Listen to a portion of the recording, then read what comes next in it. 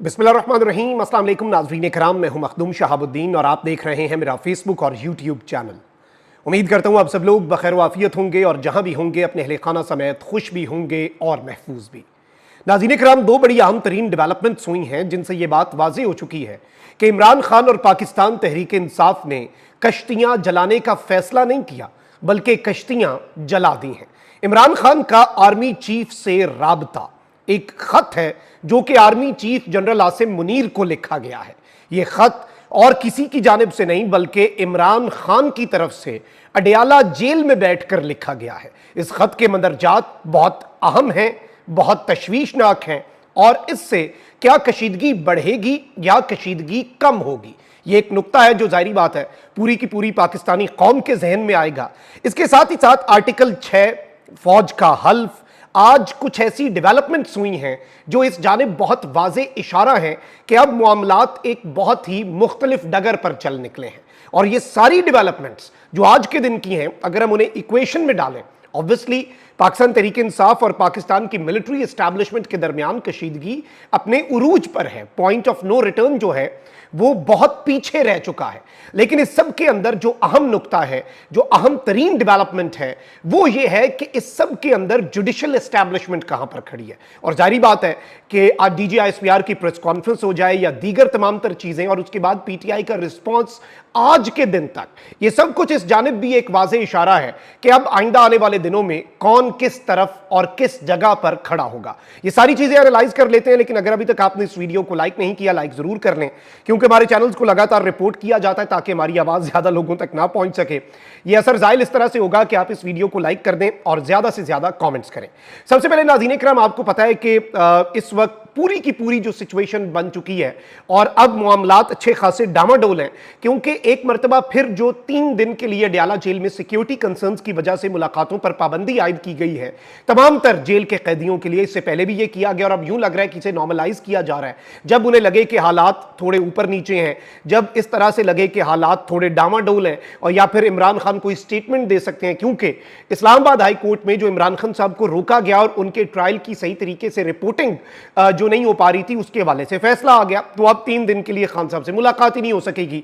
अब आप ये देखें कि शाह महमूद कुरैशी की अहलिया ने जेल के बाहर गुफ्तगू की और कहा कि 2 हफ्तों से अपने शौहर से नहीं मिल सकी, आज 3 दिन की पाबंदी लगाकर वापस भेज दिया गया। हमें सुप्रिंटेंडेंट अडयाला जेल असद वड़ाई जवाब दे कि ऐसा कौन सा सिक्योरिटी थ्रेट है जो हमारे खानदान को मिलने नहीं दिया जा रहा। और इस सब के अंदर जो जैन कुरैशी हैं, उन्होंने भी पार्लियामेंट के अंदर आवाज उठाई कि ये सब कुछ क्या हो रहा है।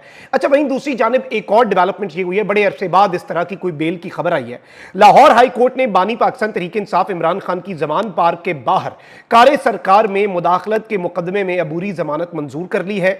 लाहौर हाई कोर्ट में जस्टिस अमजद रफीक ने बानी PTI की अबूरी जमानत पर समाअत की। दौरान समाअत PTI के वकील बैरिस्टर सलमान सफदर ने बताया कि बानी PTI इमरान खान गिरफ्तारी से कबल अदालत में बाकायदा पेश होते रहे, मगर अब उन्हें सजा हो चुकी है और वो जेल में है। वकील ने मौक़िफ़ इख्तियार किया कि अदालत कारे सरकार में मुदाखलत के मुकदमे में जमानत मंजूर करे।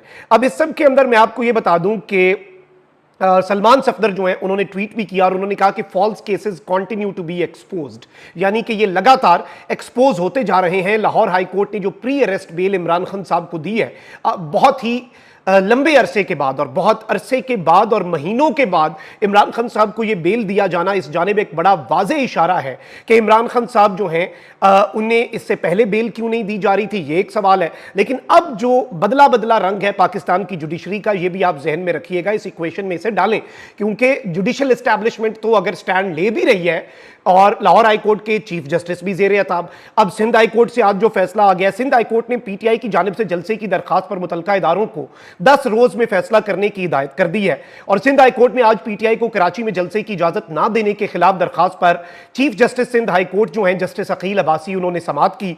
समाअत के दौरान महकमा दाखिला सिंध ने रिपोर्ट अदालत में पेश की। डिप्टी कमिश्नर शर्की की जानिब से खुफिया रिपोर्ट भी अदालत में पेश हुई। लेकिन मामला यह है कि जस्टिस अकील अब्बासी ने रिमार्क्स दिए कि जब चाहे पटाखा फोड़ दें, जब चाहे जो कराएं, इन्हीं हालात में दूसरे लोग जलसे करके चले भी गए और आप PTI की दरखास्तों पर फैसला ही नहीं कर रहे। मतलब आप रिजेक्ट करते हैं तो PTI के पास और फॉरम होगा, वो अदालत आएगी। ये उन्हें सिर्फ और सिर्फ फाइलों को बस आपको पता है फिर फाइलों को किस तरह से दबाया जाता है। अब इस सब के अंदर चीफ जस्टिस जो है उन्होंने कहा कि उस हद तक जाएं जो आप भी बर्दाश्त कर सके। कौमी मफाद यह है कि आइन का तहफ्फुज हो, ऐसे अब नहीं चलेगा कि आप रिपोर्ट लाकर हमें थमा दें। जस्टिस शकील अब्बासी ने कहा कि आप इन पर मुकम्मल पाबंदी लगाना चाहते हैं तो लाएं दरखास्त, कानून इजाजत देगा तो हम इन पर फौरी पाबंदी लगाने का हुक्म दे देंगे। चीफ जस्टिस ने कहा कि जब से मुल्क बना है तब से यही सुनते आ रहे हैं कि मुल्क खतरे में है, मुल्क को इस खतरे से एक ही दफा निकाल लाएं, वंस एंड फॉर ऑल ये सब कर लें। जस्टिस शकील अब्बासी ने कहा कि मुहज्जब बनना चाहते हैं तो सबके लिए एक कानून बनाएं। दूसरे लोग जलसा करके चले गए ना, कहते हैं इजाजत नहीं ली, आपकी इजाजत के बगैर कोई कुछ कर सकता है? ये सारी बातें आज इन्होंने की और इन्होंने कहा कि फौरी तौर पर आप इस सब के अंदर फैसला दें। और आज जो दलाइल जो रिमार्क्स आए हैं दलाइल के बाद जो चीफ जस्टिस ने दिए वो बड़े इंपॉर्टेंट हैं। और इसमें मैं आपको ये बता दूं कि जस्टिस शकील अब्बासी ने कहा कि माजरत के साथ रिपोर्ट में सारी एजेंसियों की नालायकी झलक रही है। 50 साल यही चलेगा, कर्फ्यू लगा दें और फिर लोगों के घरों तक राशन पहुंचाएं। चीफ जस्टिस ने कहा कि कौमी मफाद वही है जो वो समझते हैं, कौमी मफाद तो लोगों का होता है या अफराद का। इंडिया पाकिस्तान की जंग का मामला तो है नहीं, आपने इसे क्या बना दिया? आप इन रिमार्क्स को समझें। लेकिन इस वक्त मुल्क में उल्टी गंगा बहती है। पाकिस्तान तहरीक इंसाफ के खिलाफ इलेक्शन कमीशन कम अज कम अपना तमाम तर जो उसके ऊपर सर्फ की गई तवानाइयां और जो कुछ इलेक्शन कमीशन पे इन्वेस्ट किया गया वो अपना हलाल जरूर कर रहे हैं। जुडिशरी स्टैंड ले चुकी है, लेकिन इलेक्शन कमीशन अपनी जगह पर है और पाकिस्तान तहरीक इंसाफ के इंट्रा पार्टी इंतखाबात पर अभी भी एतराजात हैं। अब इन एतराजात की तफसील भी मेरे पास आई है और इस सब के अंदर इलेक्शन कमीशन ने एतराज उठाया कि पीटीआई ने इलेक्शन एक्ट के सेक्शन 208(1) के तहत जो इंट्रा पार्टी इंतखाबात जो हैं वो 5 साल में नहीं कराए। पीटीआई का इंतजामी ढांचा 5 साल से नहीं है, बतौर सियासी जमात क्या स्टेटस है, और अजीबो गरीब इन्होंने चीजें जो हैं पॉइंट्स जो हैं वो रेज किए, लेकिन उनका कोई ना सर है ना पैर है और उनकी कोई तुक नहीं बनती, जैसे आप तुक कहते हैं ना वो नहीं बनती। अब जरा आ जाते हैं उन दो बड़ी आम तरीन खबरों के ऊपर जो मैंने आपके सामने रखनी थी, अभी तक की सारी डेवलपमेंट्स रख दी। अब जरा आते हैं अहम खबरों पर। इमरान खान साहब जो है उन्होंने आपको पता है कि जो गुफ्तगू की और जिस तरह के मामलात हुए, और इमरान खान साहब जो है डीजीआईएसपीआर की प्रेस कॉन्फ्रेंस पर उनका दूसरा रद्द अमल जो है वो आया है सामने। और एक तो उन्होंने ये पैगाम दिया कि वो माफी नहीं मांगेंगे, यानी इमरान खान सिस्टम से, इस निजाम से, निजाम के कर्ता धर्ताओं से माफी नहीं मांगेंगे। बानी पीटीआई ने कहा कि माफी उनसे मांगी जाए। और इस सब के अंदर मैं आपको यह बता दूं कि इस सब में अब जो सूरत हाल है, बैरिस्टर गौर ने भी आज ये स्टेटमेंट दी कि अवाम की सब्र का पैमाना लबरेज हो चुका है। वहीं दूसरी जानिब आप सूरत हाल की संगीनी का इदराक करें कि पाकिस्तान तहरीक इंसाफ के जो अपोजिशन लीडर हैं उन्होंने आज पार्लियामेंट के अंदर खड़े होकर जो बातें की हैं वो बड़ी इंपॉर्टेंट हैं। उमर अयूब ने कहा कि सानिया 9 मई की गैर जानिबदाराना इंक्वायरी कराने और आर्मी पब्लिक स्कूल हमले की रिपोर्ट सामने लाने का हम मुतालबा करते हैं, और 9 मई 2023 बहाना था, वजीर आजम इमरान खान निशाना था। यानी इन्होंने आज 9 मई को पार्लियामेंट के फ्लोर पे खड़े होकर कह दिया है कि 9 मई एक फॉल्स फ्लैग था और 9 मई जो है वो एक पीटीआई के खिलाफ साजिश थी। ये इनका मौकफ है। स्टेट का मौकफ कुछ और है जो कि डीजीआईएसपीआर अपनी प्रेस कॉन्फ्रेंस में दे चुके हैं। अब इस सब में इन्होंने जो बात कही कि 9 मई की आप गैर जानिबदाराना तहकीकात करवाएं और सानिया एपीएस की रिपोर्ट जो है वो भी मंजर आम पर लाई जाए। अब ये बड़ी आम स्टेटमेंट है। इस सब के अंदर उमर अयूब ने आज पार्लियामेंट में खड़े होकर कहा कि इमरान खान के अगवा के सबूत चुराए गए। किसने सबूत चुराए? सबूत गायब करना कानूनन जुर्म है। यौम सियाह पाकिस्तान से मशरकी पाकिस्तान के अलग होने का है। लंदन प्लान में पाकिस्तान आर्मी नहीं, एक फर्द मुलव्वस था, यानी it was not the complete military बल्कि एक शख्स था। अब इस सब के अंदर जो अहम चीज है वो ये है नाज़रीन इकराम कि उमर अयूब की जो प्रेस कॉन्फ्रेंस है, उमर अयूब की ये जो पार्लियामेंट के फ्लोर पर खड़े होकर तकरीर है, इसे पीटीवी ने लगातार सेंसर किया, कॉन्स्टेंटली सेंसर करने की कोशिश की। और डीजीआईएसपीआर की प्रेस कॉन्फ्रेंस के हवाले से उमर अयूब ने आज क्या बातें कही? उमर अयूब ने एक तो कहा कि हम इस प्रेस कॉन्फ्रेंस को मुस्तरद करते हैं, यानी वी रिजेक्ट दिस, पार्लियामेंट के फ्लोर पर खड़े होकर। और दूसरा, उन्होंने आइन की किताब उठा के जो फौजी या किसी अफसर का हल्फ होता है, आज वो पार्लियामेंट के फ्लोर पर खड़े होकर कॉन्स्टिट्यूशन की किताब सामने रख के वो हल्फ जो है वो भी आज याद करवा दिया है। यानी हल्फ की अगर खिलाफ वर्जी तो क्या होता है? आर्टिकल 6 होता है। तो क्या पाकिस्तान तहरीक इंसाफ उस जानिब इशारा कर रही है? क्या पाकिस्तान तहरीक इंसाफ अगर इस प्रेस कॉन्फ्रेंस को गैर आईनी, गैर कानूनी और मुतासिबाना अगर करार दे रही है तो आप इससे समझ जाएं कि पीटीआई का इस वक्त ओवरऑल मिजाज क्या है। आप बल्कि उमर अयूब साहब की गुफ्तगू का थोड़ा सा हिस्सा सुने, फिर इमरान खान साहब ने आर्मी चीफ को जो खत लिखा है उस पर बात करते हैं। यह जरूर कहूंगा कि director general inter services public relations ने जो प्रेस कॉन्फ्रेंस की उसको मैं यहां से, मैंने प्रेस में भी बात की, सेमिनार में भी बात की, उसको हम इन टोटो रिजेक्ट करते हैं।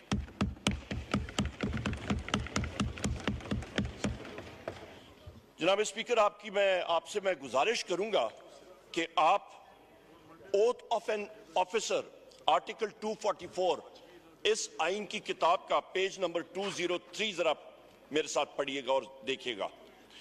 ये वो ओथ है जो कि हर एक कमीशन्ड ऑफिसर नेवी का, एयरफोर्स का और पाक फौज का जिस वक्त वो कमीशन हासिल कर रहा होता है उनको ये लेना पड़ता है। जी तो नाज़रीन करम, आपने ये वीडियो जो है ये मुलाहिजा फरमाई। अब इसके बाद और क्या रह जाता है कहने को। अब जरा आ जाते हैं इमरान खान साहब के हवाले से। इमरान खान साहब ने आज सहाफियों को भी बताया कि आर्मी चीफ को कोई खत लिखने का मामला चल रहा है। अब इस सब के अंदर इमरान खान साहब जो है उन्होंने एक डायरेक्ट लाइन ऑफ कम्युनिकेशन जो है वो जनरल आसिम मुनीर के साथ खोलने का फैसला कर लिया है और ऑब्वियसली खान साहब इसके अंदर उसका जवाब जो है वो एक्सपेक्ट नहीं कर रहे, ये भी जराए बता रहे हैं। और इसमें जाहिर बात है कि ये लेटर जो है इसका इंतजार तो होगा दूसरी साइड को, but I don't think and there are very less chances कि इस लेटर का कोई जवाब दिया जाए। लेकिन अब यहां पर मैं आपको यह बताऊं कि एक क्लेम आया है अलीना शिगरी साहिबा की तरफ से, जर्नलिस्ट हैं, कि Imran Khan authors a 6-point letter to COS general Asim Munir. यानी कि इमरान खान साहब ने एक 6 नुकाती खत जो है वो chief of the army staff general Asim Munir साहब को लिख दिया है। Accuses him of his arrest last May and humiliation among other things, says the army chief is not elected. उन्होंने इमरान खान साहब ने इन 6 नुकात में कहा कि आर्मी चीफ इलेक्ट नहीं होता। सेकेंडली, इमरान खान साहब ने यह कहा है कि जो मई में मेरा अरेस्ट हुआ उसके आप जिम्मेदार हैं और इसके साथ ही साथ मेरी जो ह्यूमिलेशन की गई, मुझे जिस तरह से ह्यूमिलेट किया गया, उसका भी एक्यूजेशन जो है वो इमरान खान साहब ने honourable chief of the army staff जो है उनके ऊपर लगा दी है। तो अब आप ये समझ सकते हैं कि अब कश्तियां जलाने की बात बहुत पीछे रह गई है, बल्कि अब कश्तियां जला दी गई हैं और मैदान के अंदर पाकिस्तान तहरीक इंसाफ जिस तरह से कूद पड़ी है, अब ये फैसला कुन जिसे आप मरहला कहते हैं, ये अगर वो नहीं है तो फिर और क्या है। इसमें आपको भी पता है चीजें, मुझे भी पता है। So let's just hope for the best कि चीजें किस तरफ को जाती हैं, क्या रुख इख्तियार करती हैं। लेकिन अभी तक का सिनेरियो जो है वो मैंने आपके सामने वाजे कर दिया। अपना बहुत ख्याल रखें। अल्लाह निगहबान। पाकिस्तान जिंदाबाद।